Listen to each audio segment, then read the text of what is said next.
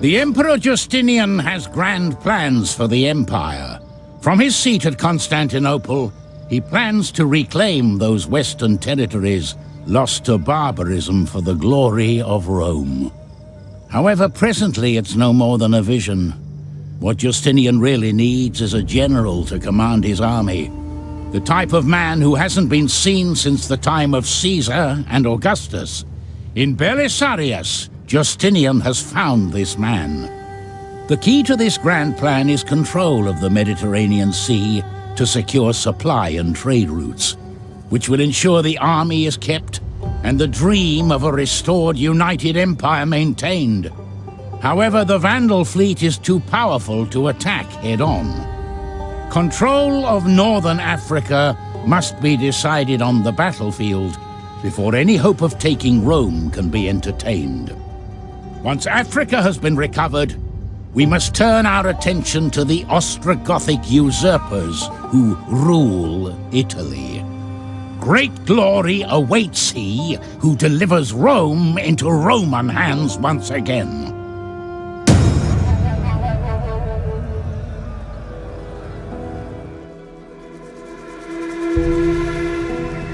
Since deposing Hilderic and taking the Vandal throne for himself, Gelimer has set about reinventing the kingdom in the image of his great-grandfather, Gaius Eric. However, deposing a pro-Roman king has drawn the attention of the emperor. He has sent an expeditionary force, commanded by a general called Belisarius, to take back northern Africa in the name of the Roman Empire. This must be dealt with swiftly. We must not allow the Romans to get a foothold.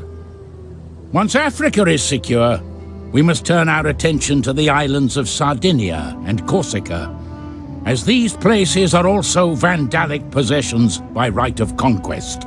Our fleet must be rebuilt if we are to succeed in this. It may only be a matter of time before the seas are under control once again, but the real prize is Rome. Once Africa and the Western Mediterranean are secure, we must turn our attention to the conquest of Italy, for you cannot rule the world if you do not rule in Rome.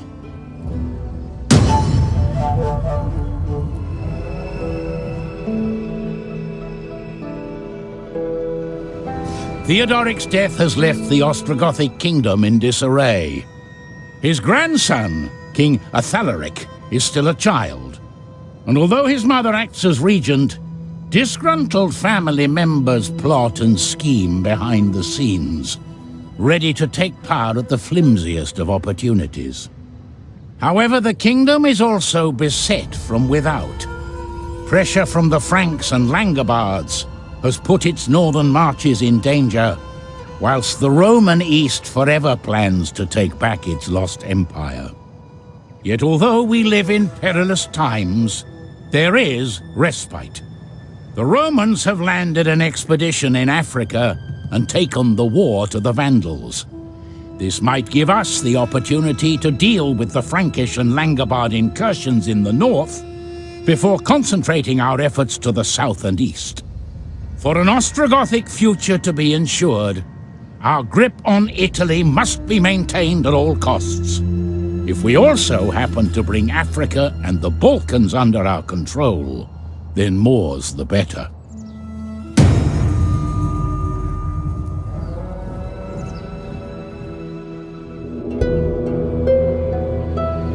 It was Clovis who united the Franks and fired the hunger for conquest in the breast of our people. The Romans, Visigoths, Alamans and Burgundians have all tried to halt our advance, and all have been stripped of both lands and dignity. The Burgundian leader, Gundobad, slew the family of Queen Clotilda, and now her stepson, our King Theodoric, marches to punish their treachery. We must eradicate these people and secure our advance south. Here, the Visigoths lick their wounds, and I the territory we so recently wrested from their grasp. Their remaining lands are fertile, yet poorly guarded, and would make a fine acquisition. However, we must keep some strength in reserve. The Romans dream of reconquering Italy. Defeat them, and we may yet conquer all Rome's former lands in the west.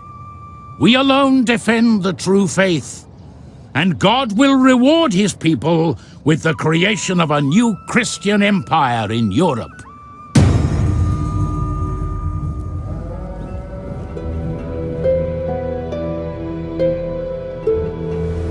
Our people have come a long way. Where once we sought refuge over the Rhine as a band of shivering refugees, now we are lords of the large and fertile Iberian Peninsula. But we must not grow complacent.